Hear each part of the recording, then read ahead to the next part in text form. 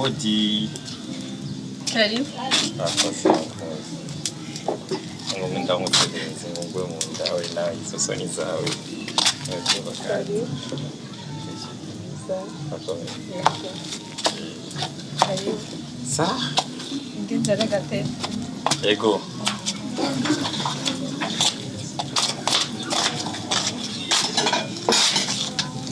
Karibu nga. Mwakoze?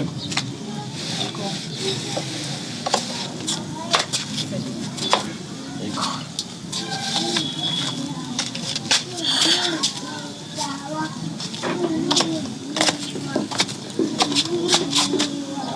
Kutereba.